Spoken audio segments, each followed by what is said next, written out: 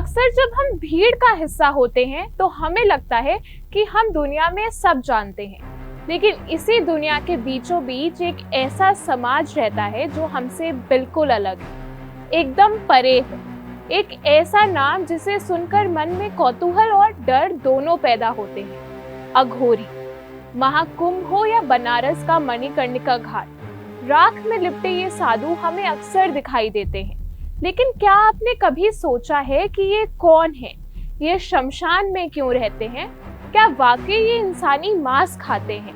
नमस्कार, मैं हूँ श्रेया। आज नेशन नाउ समाचार की इस विशेष रिपोर्ट में हम अघोरियों के काले कहे जाने वाले संसार का सफेद सच आपके सामने रखेंगे।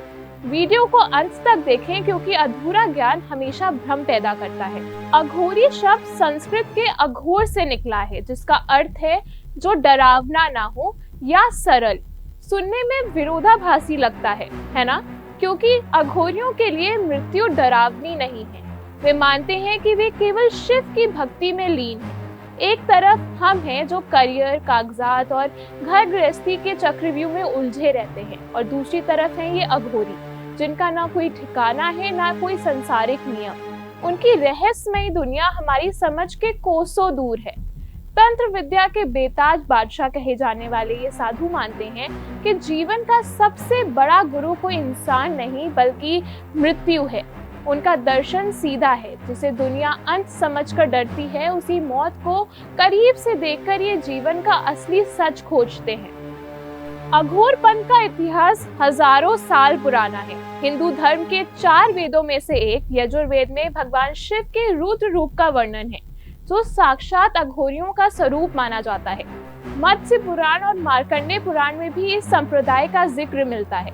ये साधु काल्पनिक संप्रदाय से जुड़े माने जाते हैं। 9वीं और 10वीं शताब्दी की किताबों में भी इनका दर्शन का उल्लेख है।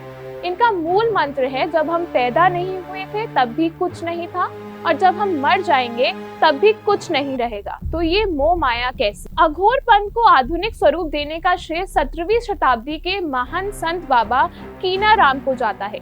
उत्तर प्रदेश के रामगढ़ में जन्मे बाबा कीनाराम के बारे में कहा जाता है कि जन्म के समय वे 3 दिन तक रोए नहीं थे। जब 3 साधुओं ने उनके कान में कुछ मंत्र फूके तब उन्होंने रोना शुरू किया। काशी में उनकी मुलाकात अघोरी कालू राम से हुई, जिन्होंने उन्हें अघोर विद्या दी।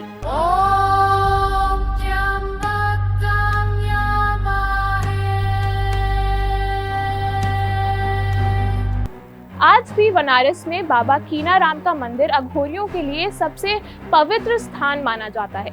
वहां उनकी समाधि के दर्शन के लिए दुनिया भर से लोग आते हैं। अक्सर लोग नागा साधुओं और अघोरियों को एक ही समझ लेते हैं, लेकिन इनमें बड़ा अंतर है। नागा साधु अखाड़ों में रहते हैं, वो योद्धा होते हैं। इतिहास गवाह है कि नागा साधुओं ने औरंगजेब और अहमद शाह अब्दाली की सेनाओं से युद्ध कर धर्म की रक्षा की थी। वही अघोरी किसी से युद्ध नहीं करते, वे एकांत प्रिय होते हैं। नागा साधु अक्सर समूह में दिखते हैं, लेकिन अघोरी घने जंगलों, बर्फीली पहाड़ियां या शमशान के सन्नाटे में रहना पसंद करते हैं। वे अपने तंत्र का उपयोग केवल आध्यात्मिक उन्नति के लिए करते हैं।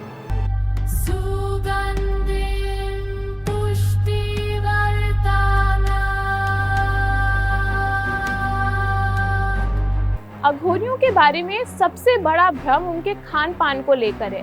हाँ, ये सच है कि वो मानव मांस का सेवन करते हैं, लेकिन इसके पीछे का तर्क समझना बहुत जरूरी है। वे किसी जीवित इंसान को नहीं मारते। शमशान में आने वाले लावारिस शवों का मांस वे अपनी साधना के हिस्से के स्वरूप में ग्रहण करते हैं।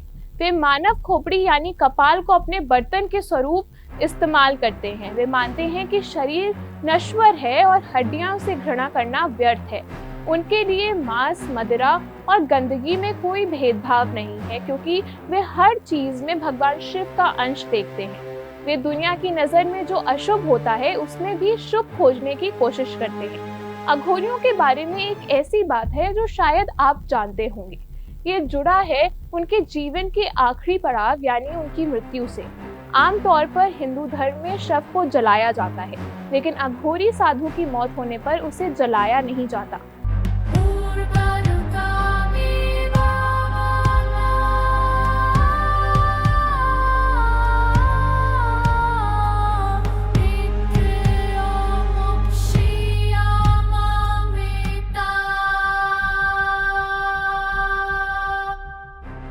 मान्यता है जब किसी अघोरी के प्राण निकलते हैं तो उसके शरीर को उल्टी चौकड़ी लगाकर रखा जाता है, यानी सिर नीचे की ओर और पैर ऊपर। ये सुनने में थोड़ा अजीब लग सकता है, लेकिन इसके पीछे एक गहरा रहस्य है। इसके बाद करीब 1.25 महीने तक इंतजार किया जाता है कि शरीर में कीड़े पड़े। जब समय पूरा हो जाता है तब उनके शरीर से मुंडी, सिर को अलग कर दिया जाता है और बाकी शरीर को पवित्र गंगा में प्रवाहित कर दिया जाता है। कहते हैं कि ऐसा करने से उनके जीवन के सभी संचित पाप गंगा की लहरों में धुल जाते हैं और वो पूरी तरह से शुद्ध होकर परमात्मा में विलीन हो जाते हैं। उनकी खोपड़ी या मुंडी को वो अपने पास संभाल कर रखते हैं, जो बाद में दूसरे अघोरियों की साधना का हिस्सा बन जाती है। दुनिया जिसे डरावना मानकर मुंह फेर लेती है, असल में अघोरियों का वही जीवन हमें जिंदगी के कुछ ऐसे बड़े सच सिखाता है जो ऐशो आराम की जिंदगी में समझ नहीं आते। पहला, मौत का डर खत्म करना। अघोरी कहते हैं कि मौत से डरना छोड़ दो, क्योंकि जब तक आप मरने से डरोगे तब तक आप खुलकर जी ही नहीं पाएंगे।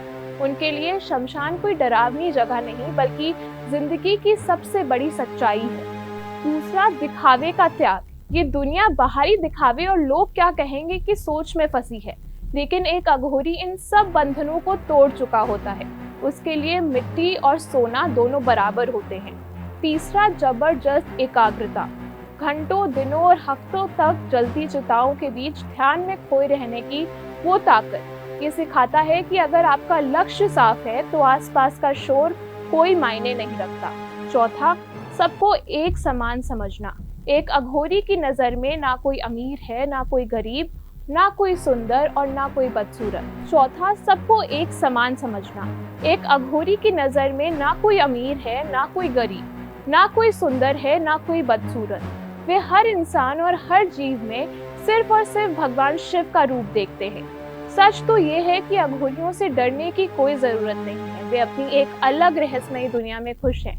जब तक आप उनके काम और उनकी पूजा में दखल ना दें, वे किसी का बुरा नहीं करते। माना कि उनकी साधना का रास्ता थोड़ा मुश्किल और थोड़ा अजीब भी लग सकता है, लेकिन इसके पीछे सिर्फ और सिर्फ सच्ची भक्ति छिपी है। वो भक्ति जो कहती है शिव शून्य में भी है और शिव अनंत में भी। अघोरी समाज का वो हिस्सा है जो हमें याद दिलाते हैं कि जीवन का अंतिम सत्य वही शमशान की राख है। उनके तरीके डरावने हो सकते हैं, लेकिन उनकी निष्ठा अटूट है। तो दर्शकों, क्या आपको लगता है कि अघोर साधना के जरिए वास्तव में ईश्वर को पाया जा सकता है? अपनी राय हमें कमेंट बॉक्स में जरूर बताएं। वीडियो पसंद आया हो तो वीडियो को लाइक करें और नेशन नाउ समाचार को सब्सक्राइब करना ना भूलें। मिलते हैं अगली वीडियो में एक और अनकहे सच के साथ। धन्यवाद।